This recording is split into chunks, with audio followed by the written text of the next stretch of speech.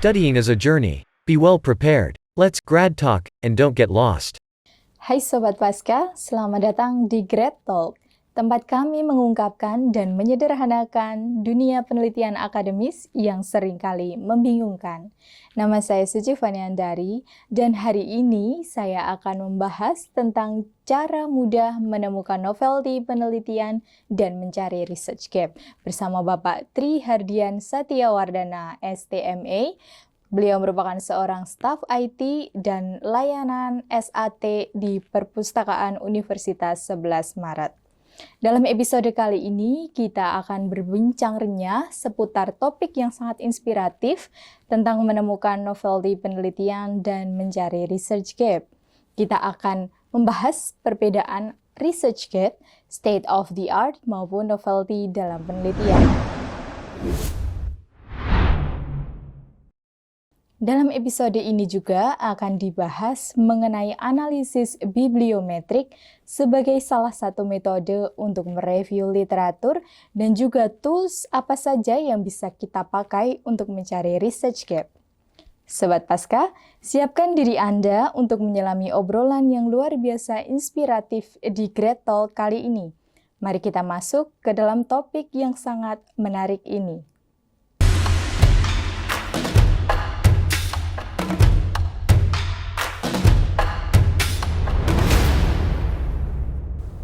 Hai Sobat Pasca, saat ini kita sudah bersama narasumber kita, seorang staf IT dari Perpustakaan UNS, yaitu Bapak Tri Hardian Satyawardana, STMA. Selamat datang di Grad Talk, Bapak. Selamat pagi, terima kasih. Senang sekali bisa menyambut kehadiran Pak Tri bersama kita, Sobat Pasca sekalian, dalam kesempatan kali ini. Nah, Sobat Pasca, pada kesempatan kali ini, dalam episode istimewa ini, kita akan membahas topik mengenai cara mudah untuk mendapatkan novelty penelitian dan juga mencari research gap. Tentunya bagi rekan-rekan akademisi untuk mencari topik penelitian atau research gap ini merupakan salah satu problem gitu Bapak yang sering kita temui ketika kita akan memulai sebuah penelitian, baik itu skripsi, tesis maupun disertasi seperti itu. Nah, dengan Pak Tri kita akan bahas lebih jauh nanti mengenai research gap dan sampai step by step bagaimana untuk mendapatkan research gap penelitian. Baik. Untuk masuk topik tersebut mungkin bisa diberikan penjelasan terlebih dahulu Bapak mengenai apa sih sebenarnya itu research gap. Baik, terima kasih Mbak Suci atas undangannya di Grad Talk pada pagi hari ini. Sebelumnya saya ucapkan terima kasih juga dari Perpustakaan UNS ya atas kerjasama dengan Pasca Sarjana UNS. Ini sebuah kolaborasi yang saya pikir sudah harus bagus gitu kan, harus dilanjutkan ke depannya gitu ya. Terima kasih. Untuk menjawab pertanyaan tadi, jadi begini ya. Jadi pada dasarnya research gap itu kan setiap dosen itu kan selalu bertanya, mana research gapmu, bagaimana novelty kebaruan dari riset yang akan Anda ambil, gitu. Khususnya kepada mahasiswa yang mungkin pasca sarjana itu lebih dituntut untuk sangat mencari benar-benar kebaruan daripada penelitian. Nah itu kan begini. Jadi yang saya pahami bahwa research gap itu sesuai dengan namanya berarti merupakan ada celah itu ya, ada semacam celah atau kesenjangan antara penelitian yang sudah dilakukan dengan apa yang belum pernah dilakukan. Nah itu kan itu yang harus kita cari, kita telusuri. Jadi memang pada saat kita mendapatkan materi kuliah, kita akan mendapatkan pengetahuan bahwa ada materi seperti ini kita membaca sekian literatur, kemudian kita menemukan pada suatu titik bahwa ini ada sesuatu yang sebenarnya belum pernah diteliti, atau barangkali mungkin ada semacam metode yang belum pernah diteliti, atau mungkin standar yang belum pernah digunakan, atau prosedur yang belum pernah digunakan, atau teknik-teknik dan teknik yang belum pernah digunakan juga. Lah itu yang harus kita cari. Nah itu kan kadang-kadang biasanya kita lebih menggunakan intuisi ya sebenarnya seperti itu. Kira-kira seperti ini kira-kira. Jadi kan cuma pikiran saja, belum ada kepastian bahwa ini benar-benar belum dilakukan, kecuali kalau memang misalkan suatu dosen udah karena pengalaman beliau barangkali ini belum pernah Mas, seperti itu, atau Mbak itu kan belum pernah, akhirnya kamu teliti ini aja lah, itu nggak masalah. Tapi kalau bagi yang mahasiswa yang sama sekali belum mengetahui dan kemudian ingin mencari sendiri, ya itu saya pikir untuk mencari secara mandiri itu lebih dimungkinkan sebenarnya. Menurut saya sih seperti itu Mbak. ada celah yang dimana harus diisi oleh mahasiswa dalam melakukan penelitian. Oke. Gitu. Bicarakan tentang celah dalam penelitian. Kita tahu bahwa penelitian saat ini tuh arusnya sangat amat cepat. Keterbaruannya penelitian ini sudah sangat amat cepat di seluruh dunia melakukan riset seperti itu. Apakah research gap di sini harus mengenai sesuatu hal yang baru, ataukah kita bisa memodifikasi nih Pak dari sesuatu yang sudah ada? Sebenarnya bisa saja, tidak masalah. Jadi sepanjang intinya begini, intinya kalau bagi secara saya pribadi itu bahwa apa yang kita lakukan itu tidak sama persis yang dilakukan oleh orang lain, karena nanti akan mengarah kepada plagiarisme tentu saja ya. Jadi sepanjang nanti katakanlah mungkin dalam suatu penelitian memang dibutuhkan kondisi untuk mengulangi riset yang dulu, barangkali di tempat yang lain, kemudian barangkali pada situasi, katakanlah mungkin pertanian itu ya mungkin tanaman katakanlah buah apokat atau apa, ditanam di dataran rendah, ketika kemudian di dataran tinggi bagaimana, kemudian di tempat lain, kabupaten lain, nah itu kan pasti ada perbedaan. Nah itu sepanjang memang itu dimungkinkan tidak masalah. Cuman kadang-kadang kan memang antara strata 1, strata 2, strata 3 ada bedanya. Jadi kalau misalnya S1 itu kan seperti ini tidak masalah. Kadang-kadang kalau S2 itu jadi problem gitu kan. Nggak boleh kalau misalkan ini kan levelnya S1 nih, S2 masa seperti itulah. Barangkali nanti seperti itu yang harus dipertajam. Jadi S2 itu harus barangkali diperluas wilayah penelitiannya, atau kemudian metodenya digabungkan dengan metode yang lain. Nah, itu seperti itu. Kalau menurut saya seperti itu sih, Mbak. Baik, menarik sekali ini. Dalam sebuah artikel atau penelitian gitu Pak, kita seringkali mendengar dengan beberapa istilah yang mungkin mirip dengan research gap ini. Ada tadi yang disebutkan seperti novelty dalam topik penelitian ini.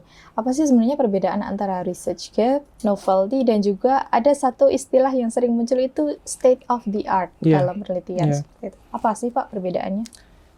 Ya, ini memang saya kembali teringat pada ini ya, dosen saya waktu kuliah kemarin S2 itu. Jadi beliau itu sangat concern pada state of the art. Jadi Anda itu harus mencari state of the art dari penelitian Anda. Jadi kalau Anda belum ketemu state of the art, jadi ini Anda harus mencari lagi dan kemudian mengulangi lagi seluruh proposal semacam itu. Beliau itu seperti itu bahkan.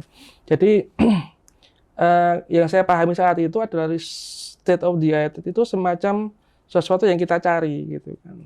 Apakah kebaruan dari penelitian kita? Tapi ternyata kemudian beberapa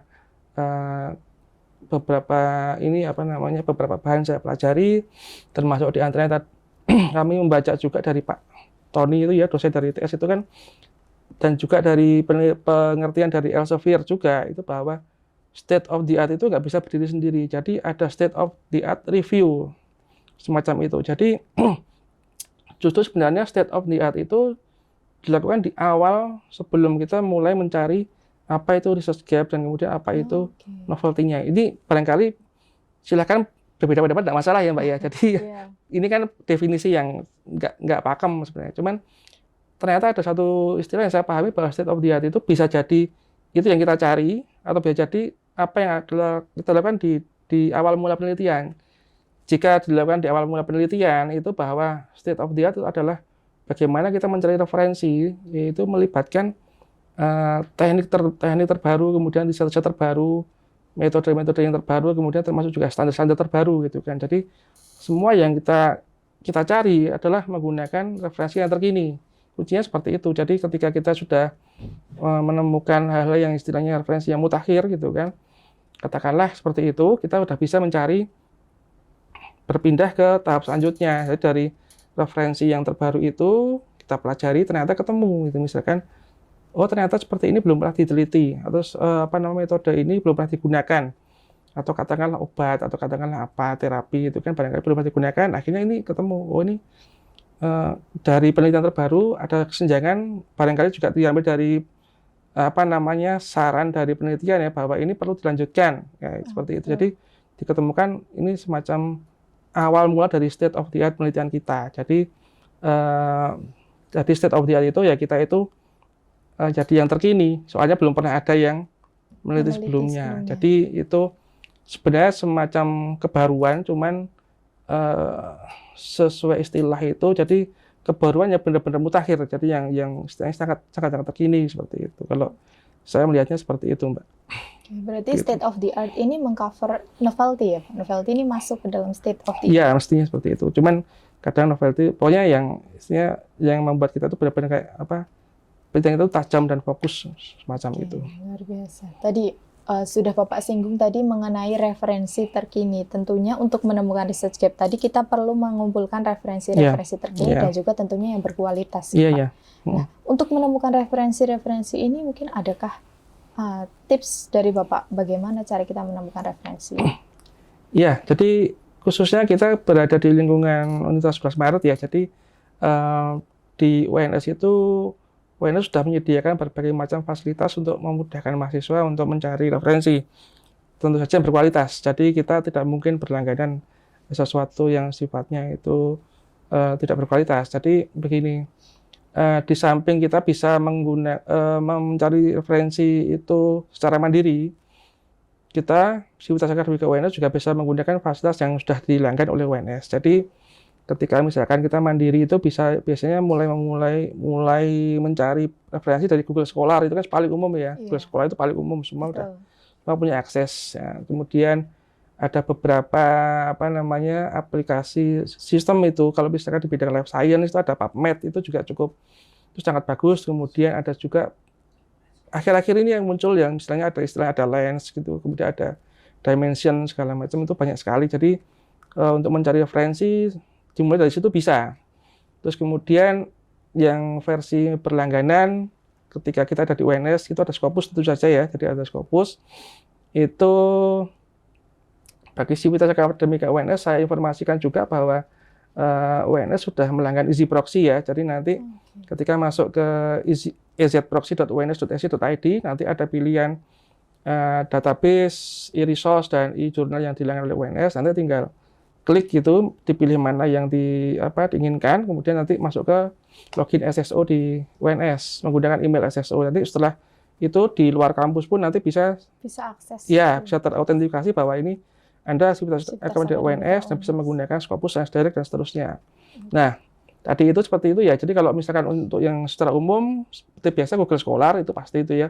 Kemudian tadi ada PubMed, kemudian ada Lens, Dimension dan segala macam. Kemudian ada juga yang berlangganan itu ada Scopus dan Web of Science. Jadi Web of Science itu kan UNS tidak berlangganan, tapi sebenarnya ada trik untuk kita mencari menggunakan Web of Science bisa. Jadi di Web of Science itu juga bisa menggunakan istilahnya free account. Jadi kita mendaftar aja register free account, tapi memang fasilitasnya nggak seluas yang berbayar ya. Tapi nggak masalah, kita masih bisa mencari jurnal. Jadi kalau Scopus itu kita output berangkatnya dari query kata kunci. Kalau misalkan di Web of Science yang free itu kita mencari jurnalnya dulu. Jadi jurnalnya apa? Jurnal tujuannya, Ya. termasuk artikelnya. Ya, jurnalnya apa? Kemudian ada sekian jurnal ditampilkan. Nanti kita masuk ke jurnal sendiri. Jadi kita cari sendiri di jurnal tersebut. Itu kalau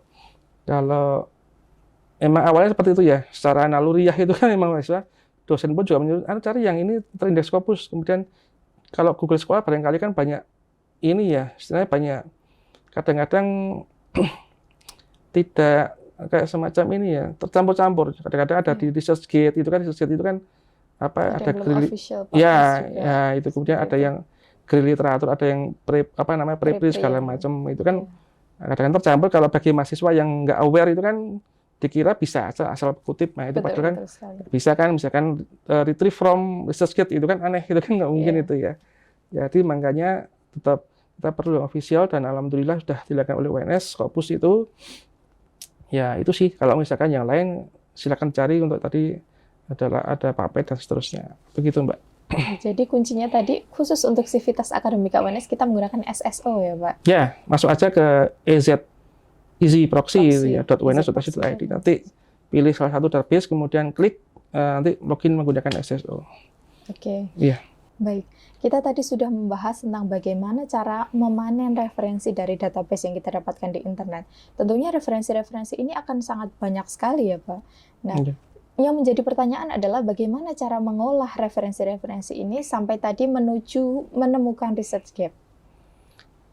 Ya, jadi begini Mbak, ini satu pertanyaan dua jawaban, begitu ya. Jadi ketika kita sudah punya sekian banyak referensi, sekian banyak apa namanya artikel yang kita download dari internet, itu ada dua cara mengelola ya. Jadi pertama itu nanti masuk ke reference management system RMS. Jadi nanti itu referensi yang sekian banyak itu kita masukkan ke dalam reference management system, di antaranya ada Mendeley, ada EndNote, ada Zotero, itu dimasukkan untuk dikelola sehingga mahasiswa itu mudah untuk mencari literatur, kemudian nanti memasukkannya ke dalam tugas, atau kemudian memasukkannya ke dalam gitu ya, Pak, ya? gimana? Untuk mengutip. Ya, untuk mengutip, kemudian masukkan ke dalam untuk masukkan ke dalam artikel, lah itu untuk mengutip, untuk membuat daftar pustaka itu jauh lebih mudah. Dan kemudian oh ya, ini perlu saya beritahukan juga bahwa UNS sudah membeli lisensi EndNote X9. Jadi bagi yang ingin mendapatkan serial numbernya, silahkan nanti email ke e-resource@mail.uns.ac.id, seperti itu. Jadi untuk EndNote ya berarti X9, cuman yang versi baru kita tidak membeli. Jadi di samping menggunakan yang umum, sudah open source, sudah itu sudah free, itu ada Zotero dan Mendeley itu digunakan, dan nanti kemudian pada sesi berikutnya kita bisa membahas secara detail, lebih detail itu cara penggunaannya Mendeley dan Zotero itu bisa lah di sesi lain. Nanti beda topik gitu. Soalnya kan sangat teknis. Nah, tapi intinya seperti itu. Kemudian tadi itu ini ya. Jadi panenan referensi tadi itu yang pertama masuk ke reference management system, yang kemudian nanti yang kedua ini ya kan mungkin kita bahas lebih mendalam, yaitu masuk ke dalam sistem untuk melakukan visualisasi seperti itu. Jadi nanti bagaimana mencari research gap. Jadi kemudian research gap-nya itu tidak hanya berdasarkan katakanlah intuisi atau mungkin perkiraan atau barangkali klaim misalkan ini belum pernah dilakukan tapi ternyata sudah, dan seterusnya. Itu nanti kita bisa menggunakan untuk alat visualisasi itu, Mbak. Oke, tadi terkait dengan bagaimana memanen. Kemudian untuk menuju research gap-nya seperti apa, Pak, tadi? Step by step-nya. Yang untuk memetakan tadi. Ya, jadi kita begini, untuk menggunakan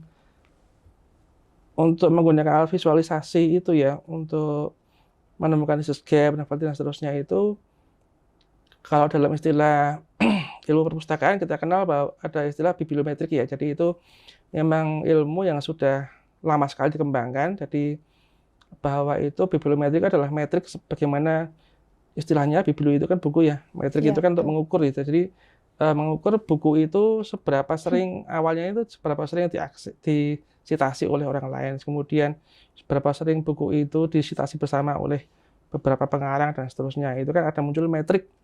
Akhirnya kan ada bibliometrik itu. Kemudian secara sejarah sih ya, saya mereview sedikit sejarah saja. Perkiraan kira-kira tahun 1960 itu sudah mulai muncul metrik itu, sudah mulai istilahnya computerized gitu loh. Jadi oleh istilahnya bapak bibliometrik, kalau orang yang berpustakaan bilang itu Eugene Garfield itu kan. Eugene Garfield itu beliau mendirikan Institute of ISI gitu ya. Jadi untuk mengelola bagaimana buku itu maksudnya metrik seberapa sering buku itu dikutip dan seterusnya. Itu ada mengumpulkan suatu kalau sekarang istilahnya ya semacam big data lah ya, semacam big data untuk kutipan itu. Lah itu kan nah setelah itu kemudian berkembang ke tahun yang sekitar tahun 2000-an, bahwa metrik itu bisa mulai dibuat visualnya, gambarnya. Jadi ketika komputer juga semakin canggih, kemudian nanti teknologi semakin canggih juga, jadi metrik itu bisa divisualisasikan.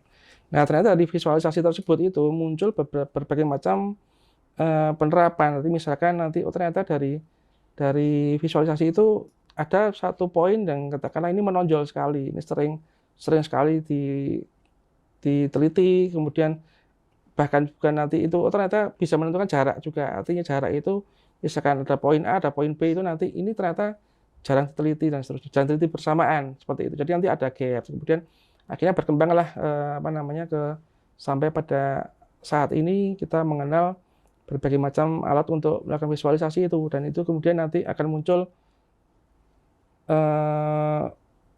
akan sering digunakan untuk ya tadi untuk mencari kesenjangan penelitian seperti itu, Mbak. Oke, baik, kita tadi sudah membahas mengenai mungkin hal-hal teknik untuk mengolah panenan referensi seperti itu. Tadi Bapak sudah menyinggung tentang pemetaan dari referensi-referensi yang sudah didapatkan. Kita bisa langsung demo Bapak tentang bagaimana sih kita membuat peta dari referensi-referensi yang kita dapatkan. Baik, jadi sebelum kita masuk ke visualisasi referensi ya, sebelumnya saya sampaikan bahwa sebenarnya ada beberapa macam alat untuk beberapa macam tools untuk visualisasi, di antaranya yang sebenarnya ini ya salah satu yang paling mudah ini kan digunakan ada Force Viewer itu. Kemudian nanti ada beberapa yang tingkatnya lebih advance gitu ya. Jadi memang penelitiannya sangat mendalam, ada Gevi, ada kemudian Pajek, ada kemudian Biblioscience seperti itu, banyak sekali. Jadi ada juga yang sifatnya pertengahan antara istilahnya itu bukan alat visualisasi, cuman membantu juga menemukan gap penelitian. Itu diantara ada Research Rabbit itu ya, kemudian ada Open Knowledge Map itu juga ada. Cuman mereka memang fokusnya tidak melakukan visualisasi referensi. Jadi begini ya, sebelumnya saya sampaikan dulu bahwa analogi dari visualisasi ini adalah sebenarnya berangkat dari keilmuan sosiologi ya. Jadi ada social network analysis itu ya, di mana analisis untuk menganalisa jejaring sosial. Jadi kemudian itu dianalogikan karena sifatnya sosiologi itu interaksi antar manusia.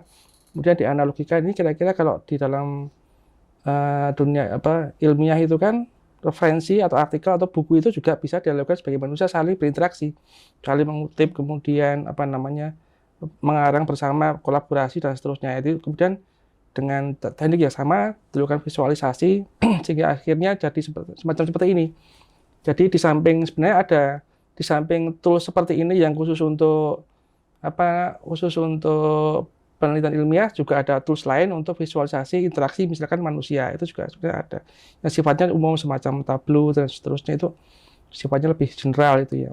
Dan juga begini, untuk melakukan visualisasi ini sebenarnya diperlukan jumlah minimal data sebenarnya. Jadi sebenarnya kalau sedikit pun tidak masalah, cuman itu istilahnya kalau beberapa literatur saya baca itu istilahnya overkill ya. Jadi semacam untuk membunuh tikus itu harus membakar rumbung semacam seperti itu ya. Jadi kalau misalkan artikelnya cuma hasil query itu nggak terlalu banyak, kalau di visualisasi itu sebenarnya nggak terlalu ya nggak apa-apa sih untuk sekedar semacam keingintahuan, cuman kadang-kadang itu ya istilahnya overkill tadi itu.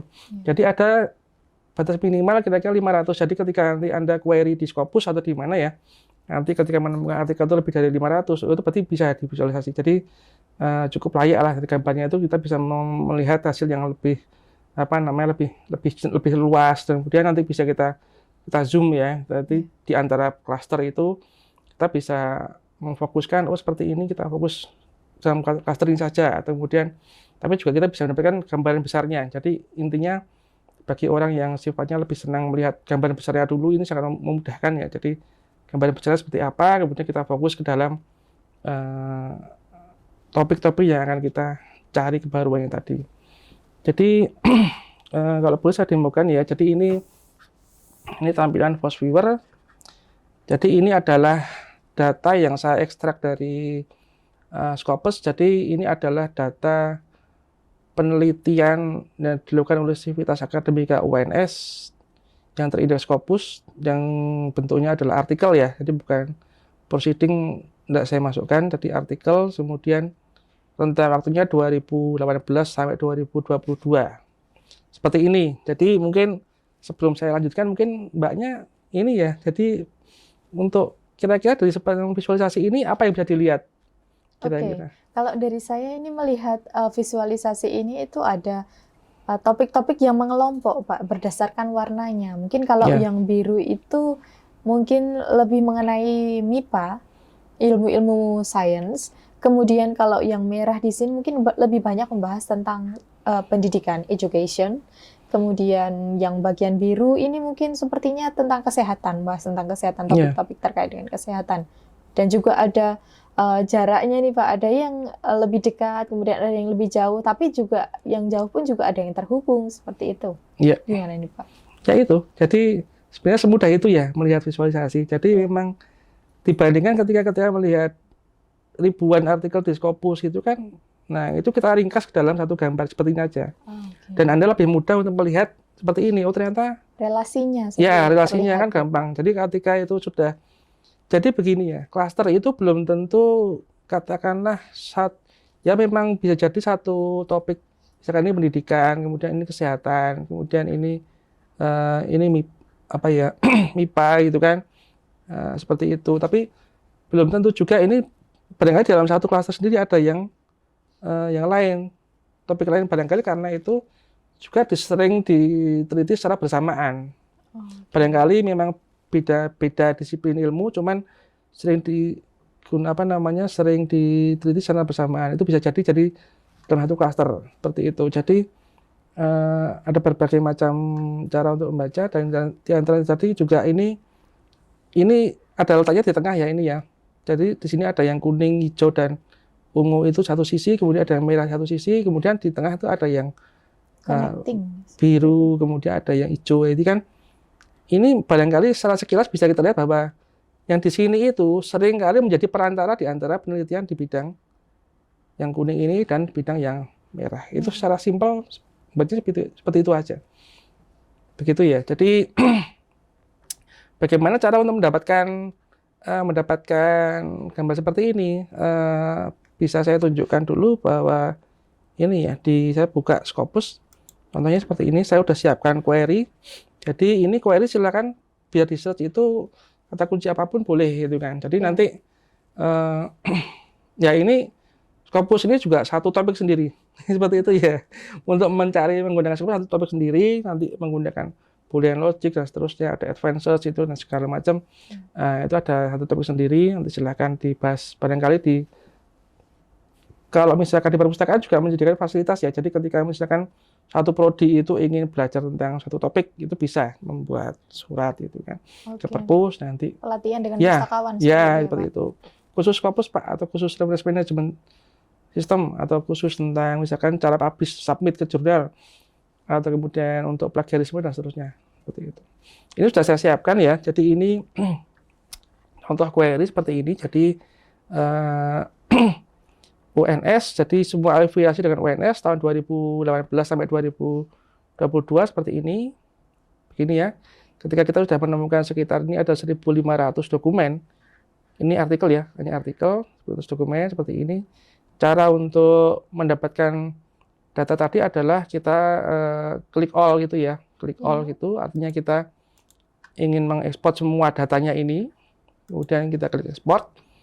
Nah, di sini yang umum digunakan untuk input post viewer adalah CSV ini ya. CSV ini, kita pilih CSV aja. Jadi, sepanjang datanya kurang dari 2000, itu Scopus masih mengizinkan kita untuk mengekspor full semua data yang ada gitu ya. Jadi, kalau misalkan lebih dari 2000, biasanya dia akan minta email gitu kan, atau mungkin nge-cut gitu ya. Minta email, atau kemudian kita misalkan ketemu ada 4.000 data, nanti dia akan di-cut 2.000 pertama aja yang dikirimkan ke kita.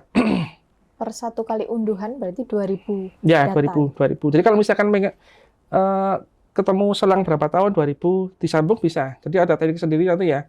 Jadi misalkan 10 tahun ternyata datanya ada 5.000. Kita pecah aja misalkan 5 tahun, atau mungkin 4 tahun, berapa tahun.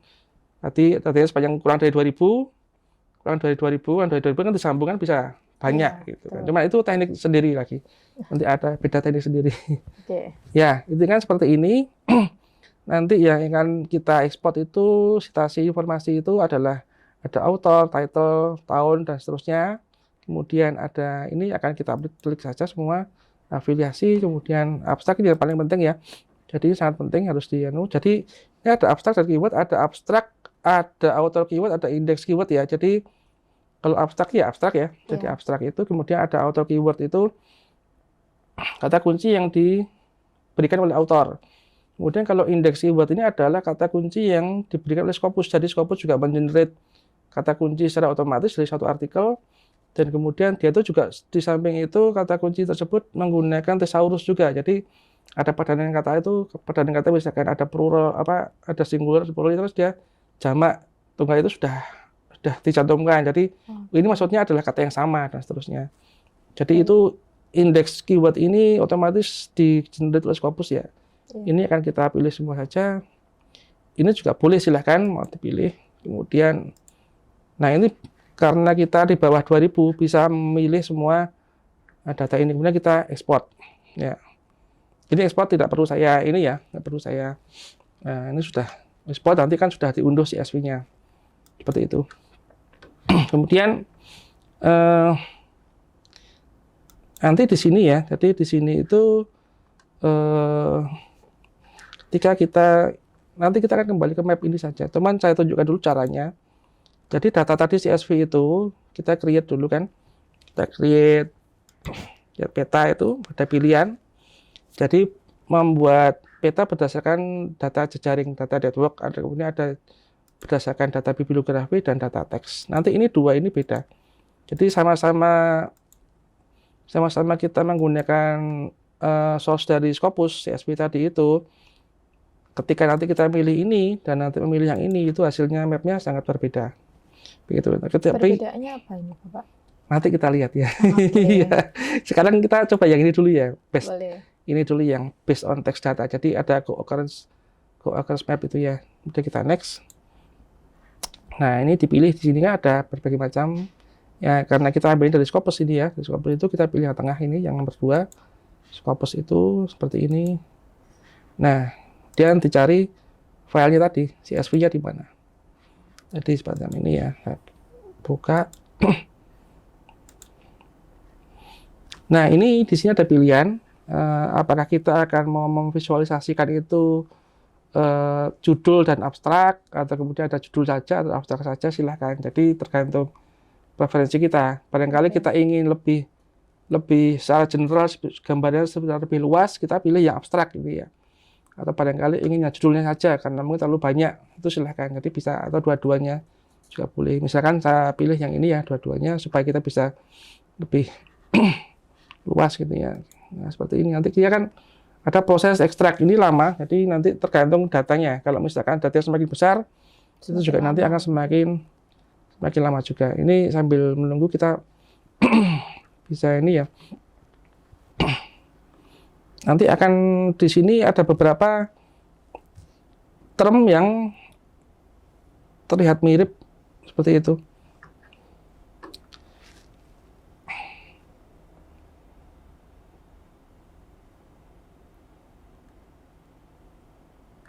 Nah, ini defaultnya binary counting. Ini kita next saja. Nah, ini ada thesaurus ya. Thesaurus ini opsional. Jadi thesaurus itu juga penting kita perhatikan. Jadi kata-kata yang maksudnya satu, cuma ada beberapa variasi. Padanya itu harus kita jadikan satu. Jadi misalkan ada yang katakanlah education dan education, kemudian ada elements gitu kan.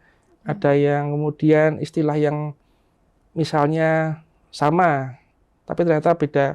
Katakanlah terapi dan treatment itu barangkali bisa dianggap sama, nanti jadikan satu. Itu ada thesaurus. Kita harus membuat thesaurus dulu berdasarkan visualisasi ini. Jadi nanti setelah thesaurus itu kita buat setelah ini muncul. Jadi sebentar ya, setelah ini saya jelaskan tentang.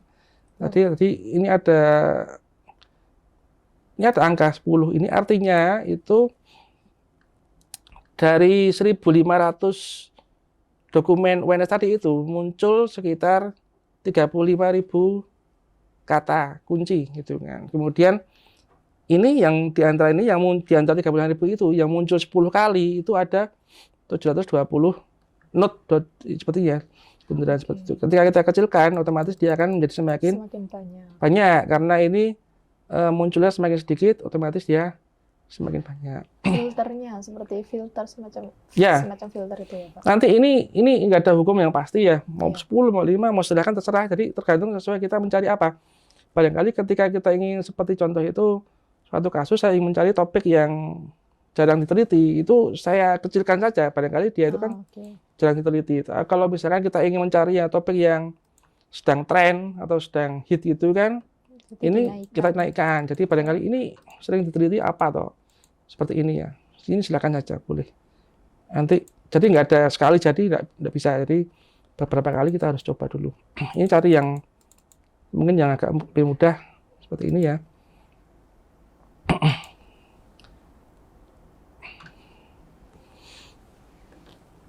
Nah, ini seperti ini. Jadi ada term ya. Ini saya urutkan dulu, barangkali nanti ada ketemu yang mirip di situ. Ternyata tidak ada ya. Jadi, nah misalkan contoh saja ya. Misalkan ketemu ini classroom itu ya. Ada classroom sambung, ada kelas spasi room, barangkali seperti itu. Dan nanti disitulah peran thesaurus tadi itu. Jadi kita harus membuat secara manual bahwa kelas spasi room itu di-replace dengan classroom, gitu saja. Jadi satu file itu nanti filenya bentuknya teks biasa pakai notepad gitu ya. Nanti ini replace by apa, seperti itu.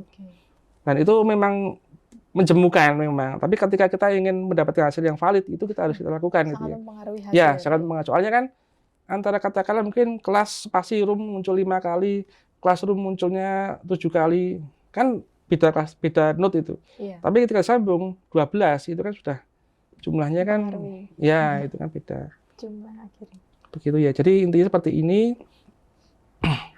Ini nggak saya finish cuman karena saya udah ada gambar jadi ya. Intinya seperti itu tadi. Kita cancel, kita kembali ke sini saja. Seperti ini ya. Jadi benar tadi yang dikatakan sebelumnya bahwa ini ada jarak. Jadi ini itu ada topik yang saling tidak pernah ini muncul kata kunci cuman tidak tidak diteliti bersamaan dengan topik yang lain. Begitu. Ada yang sendiri di sini gitu ya. Nah, cara untuk mencari istilahnya gap atau novelty itu ini di atas ada 3 ya. Ada 3, ada network visualisasi, ada overlay, ada kemudian density. Begini ya. Jadi ini ada overlay itu ini mengindikasikan tahun ya. Jadi ini 2020, ini 2021. Jadi ternyata dari data yang 2018 sampai 2022 itu yang muncul di sini hanya yang 2020 sampai 2021. Itu artinya di luar tahun tersebut itu datanya mungkin kata kuncinya terlalu sedikit. Jadi ini saya thresholdnya 5. Jadi mungkin kata kunci yang sebelum 2020 itu munculnya cuma 3 kali, 4 kali sehingga nggak masuk dalam data di sini. Nah ini kita bisa melihat sekilas bahwa yang warnanya biru ini kan lebih dahulu ya. Ini karena rentangnya cuma 1 tahun di sini, kita nggak bisa lihat ini lama, penelitian lama nggak bisa. Ini kan cuma setahun, sayangnya cuma setahun ya seperti itu. Nah ini artinya bahwa ini itu lebih dahulu diteliti dibanding yang dia warnanya kuning begitu ya. Seperti itu. Itu cara melihat seperti itu. Jadi sekilas begitu saja. Jadi ini benar-benar kalau misalnya visualisasi lebih menggunakan intuisi. Oh ini kok kelihatan kecil, ini kelihatan besar. Ini intuisi kita yang bermain ya. Jadi visualisasi memang. Nah, kemudian ada yang terpisah ini apa gitu kan. Nah, barangkali kita ingin melihat ini ada satu topik, ini kok tersendirian, ini tentang apa gitu kan. Nah, kita bisa mengetahui dari sini. Oh ini ternyata diteliti tahun sekian. Terus kemudian ada peta yang beberapa itu saya pernah membuat itu ada peta yang warnanya bagus, jadi gradasinya bagus. Jadi mungkin di sini itu yang lama dan di sini itu baru. Jadi ininya sangat jelas itu ya, jelas. Jadi misalkan ini kalau yang lama itu biru, yang ini yang baru kuning, jadi kan dari biru ke arahnya kuning gitu kan. Itu jelas sekali bagus. Jadi memang kebetulan ya, ini kebetulan saja di sini hasilnya seperti ini. Ada kebetulan yang seperti tadi itu artinya kan jadi penelitian itu dari sini bergeser ke tren yang seperti ini. Itu kelihatan banget gesernya seperti itu ya. Jadi dari pergeseran itu kita bisa melihat oh ternyata topik ini kok sudah enggak diteliti lagi kenapa gitu kan. Kita juga perlu memperhatikan rentang tahunnya ya. Rentang tahunnya, kalau rentang tahunnya cuman ini setahun atau barangkali 10 tahun itu kan. Nah, itu beda. Kemudian di sini juga ada density ya. Density itu nah ini ada kata kunci yang sangat jelas dan besar itu, misalkan student, ada passion gitu, concentration, property, temperatur, dan seterusnya. Ada yang istilah Jawanya itu lamat-lamat gitu ya. Nah, itu nggak jelas terlihat Kurang jelas. atau kecil. Nah, ini atau mungkin di pinggiran. Nah, ini salah satu cara juga untuk mencari gap gitu ya. Jadi, oh ternyata ini tuh jarang diteliti. Kenapa gitu kan. Nah, seperti itu. Jadi, kita bisa melihat. Nah, ini kalau misalkan jumlahnya lebih besar, ini kan terbatas, barangkali cuma yang kecil kan segini. Barangkali pengen kita memperluas jumlahnya di sini bisa dengan cara thresholdnya tadi diperkecil itu kan, jadi otomatis kata kunci sini lebih banyak gitu kan. Dan kalau bisa kita memang serius ingin mencari, itu bisa ternyata oh ini yang jarang dicari, ini yang tidak jelas seperti itu. Nah, kemudian bisa juga di sini ada sebelah itu ada klaster ya. Nah, gini, tadi klaster yang merah tadi itu, ternyata yang klaster merah seperti ini. Nah, ini yang kelihatan, mana yang jarang diteliti, kemudian di situ data, dan seterusnya, seperti itu. Nah, ini kan, ini gambaran besarnya ya. Sekarang kita mungkin masuk ke contoh, saya contohkan ya, misalkan kita ingin mencari suatu penelitian yang istilahnya mungkin multidisipliner ya. Katakanlah antara yang merah dan yang biru ini saya contohkan, misalkan ini ada, ya ini kalau misalkan kita ingin melihat lebih detail tinggal di zoom saja, seperti ini. Dia ada education. Nah ini kalau kita nggak bisa nyari, kan susah gitu. Yeah. Kita tinggal di sini aja, cari sini aja, education gitu ya. Saya contohkan misalnya education, kemudian saya klik show item in visualization ya, di sini. Gini kan. Nah ini ya, ini saya contohkan misalkan saya ingin mencari suatu kaitan pendidikan ini dengan pasien misalnya. Ini kan klasternya beda. Yeah. Jadi klaster yang merah itu lebih secara sekilas kita bisa lihat mungkin arahnya pendidikan, kalau yang biru itu kan lebih ke kesehatan ya. Jadi barangkali asumsikan bahwa ini tuh sepertinya topik baru dan kemudian ternyata pernah diteliti gitu kan ya. Pernah diteliti karena ada kan, dan klasternya besar, berarti beberapa kali udah sering gitu kan. Cuman jaraknya kan jauh gitu kan. Jadi barangkali memang ini lintas disiplin, kemudian saling masing-masing itu sering diteliti, tapi di klaster masing-masing. Yeah. Education juga besar di klaster yang merah, dan passion juga besar di klaster yang biru. Tapi ini barangkali untuk penelitian saling ya bersama ini ada gap juga. Jadi ada jarak itu kan. Semakin jauh jaraknya, semakin dia itu ada gap gitu kan. Jadi misalkan ini ya, untuk ingin mengetahui apakah betul ini itu benar-benar jarang diteliti, ketika kita mengetahui ini, kita kembali lagi ke Scopus ya. Jadi misalkan ada education, kemudian ada pasien, nah, kita kembali lagi ke Scopus, kita mencari di sini, kita menambahkan di sini, di search within result ini kan ada passion and education gitu kan. Artinya dua-duanya, kedua topik itu di antara 1.500 ini berapakah yang meneliti tentang ini gitu ya. Misalkan kita cari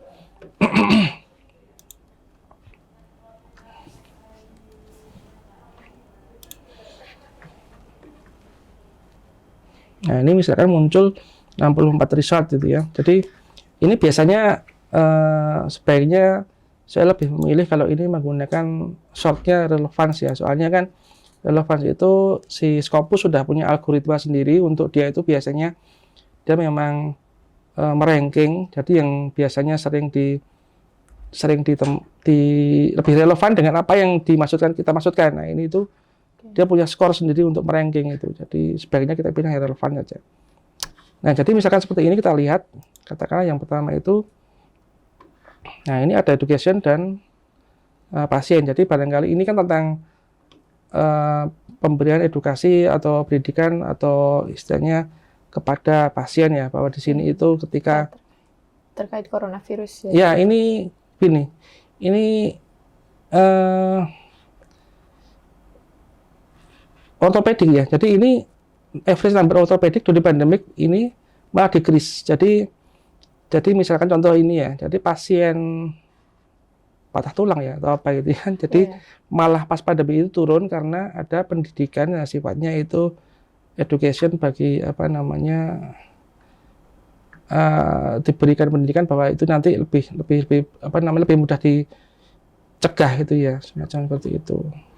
Kemudian kita lihat terusnya. Nah, ini kita lihat bahwa sampai yang paling bawah ini katakanlah, nah ini kan sudah nggak ada, kata kuncinya udah nggak muncul lagi. Iya. Artinya yang beberapa itu yang diteliti ya tadi itu. Yang paling relevan sih Ya, atas. Gitu. jadi memang jarang diteliti karena mungkin kesannya kan satu pendidikan, satunya kesehatan itu kan jauh Iya. gitu kan. Kemudian sini juga ini kata kunci sudah semakin berkurang, tinggal pasien saja seperti itu. Jadi barangkali kita akan bisa menemukan gap. Oh ternyata gapnya seperti ini. Dan kalau mereka memang ingin meneliti seperti ini kan harus di-download semua. Jadi kan Iya. artikelnya itu download semua, kita pelajari betul-betul. Oh ternyata gapnya di sini. Jadi kita bisa melihat ini, kalau ini kan cuma melihat topiknya saja. Setelah itu kita melihat detailnya bagaimana daripada si ini tadi. Kira-kira begitu, Mbak.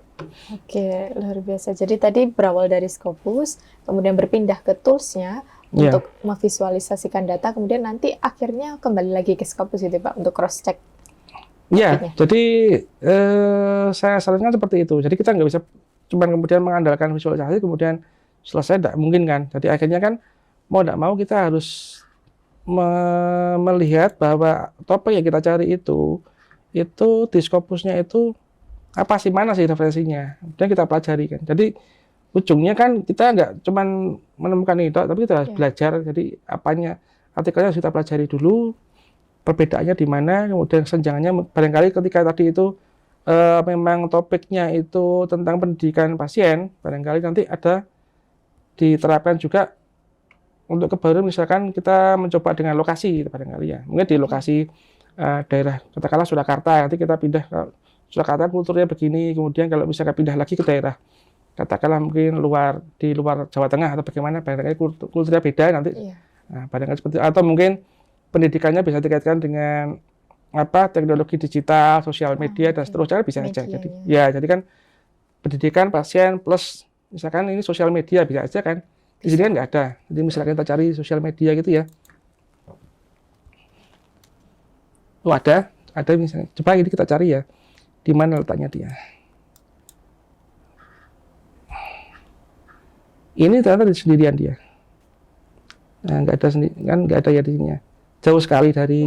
Nah, dan dia sendirian. Nah, barangkali nanti ketemu ketika ingin mencari itu, oh ini dikaitkan dengan sosial media.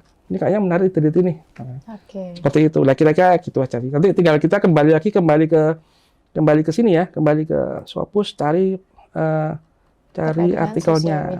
Tapi kalau misalkan cari plus sosial media ini barangkali nggak ketemu juga. Kita cari saja ya. Jadi sosial medium ya, jadi ya sosial medium itu. Oh ada, gitu kan?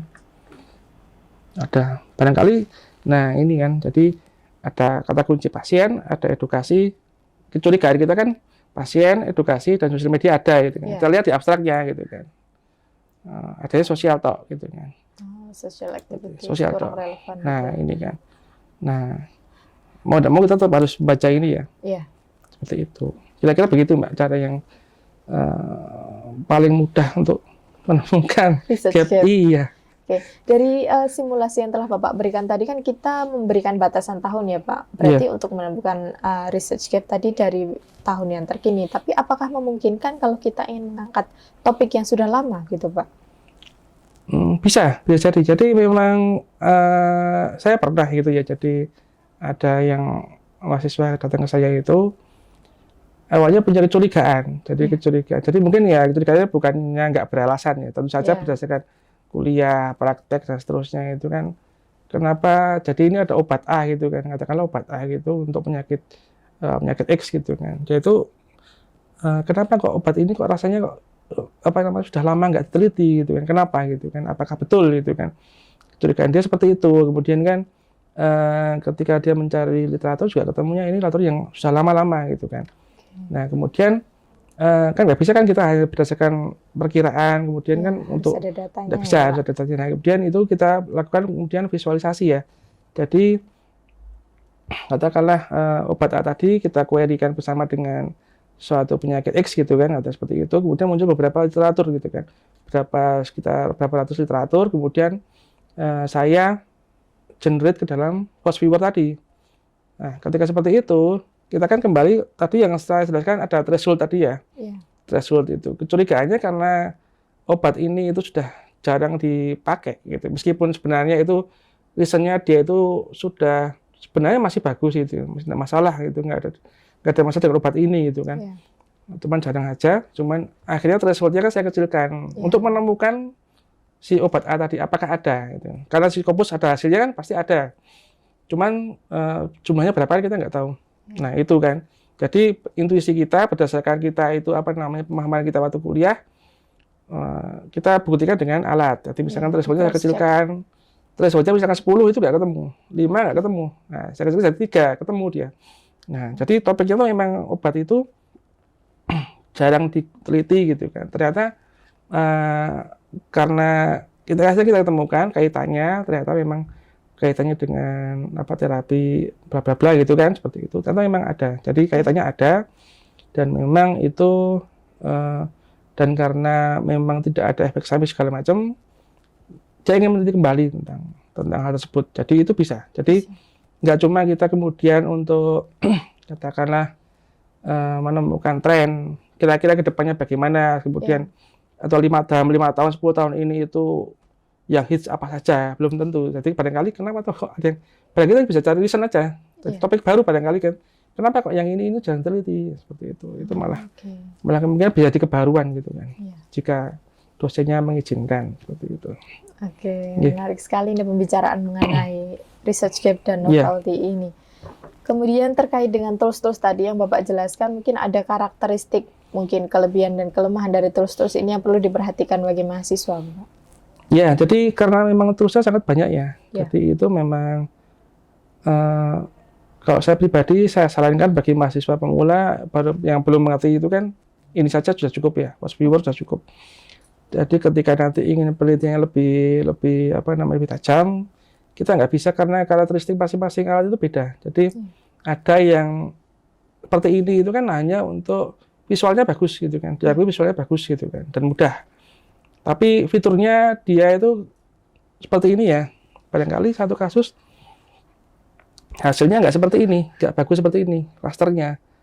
Saya temukan juga klasternya tumpang tindih gitu, warnanya tumpang tindih gitu kan. Jadi ada yang merah tumpuk sama biru segala macam. Artinya itu dia itu ya memang ya semacam ada kayak kebingungan di antara peneliti itu. Ini diteliti dengan ini bolak-balik gitu kan. Akhirnya sulit untuk dibaca. Sulit dibaca.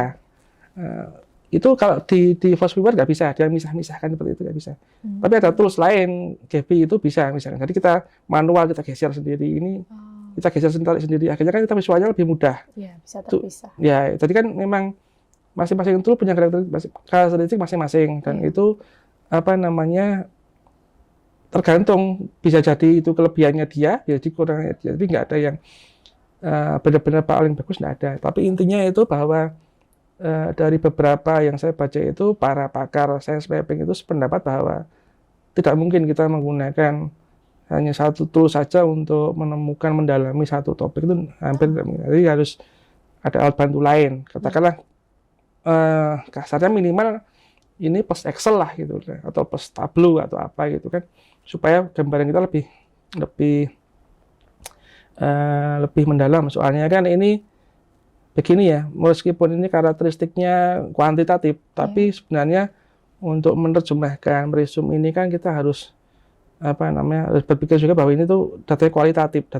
Jadi ada subjektivitas, jadi ada memang kalau menurut saya kok seperti ini, menurut orang lain belum tentu seperti itu juga itu kan. Nah itu ada subjektivitas itu, tapi memang dasarnya kan basis datanya memang ini objektif, jadi data angka seperti itu, kuanti gitu kan. Jadi memang nggak bisa, jadi misalkan pakai apa, tapi tergantung tujuannya. Tergantung tujuan juga ya, kalau misalkan kita ingin mencari, ini kan untuk mencari kata kunci ya, barangkali kita ingin mencari untuk kolaborasi antar autor, atau kemudian kolaborasi antar negara, atau apa, itu tulisnya juga beda lagi. Jadi memang macam-macam, itu tergantung tujuan kita, awalnya untuk apa. Oke, terima kasih luar biasa sekali Pak Tri atas penjelasannya tadi, Ya. mulai dari research gap itu apa, kemudian memanen referensi hingga Ya. mengolah referensi untuk menemukan novelty tadi. Ya. Mungkin bisa diberikan recap untuk episode kali ini, Bapak. Ya, jadi ini gini ya. Jadi sebenarnya tools ini bisa karena tutorial sudah sangat banyak di internet ya. Jadi saya Betul. mencari itu banyak sekali.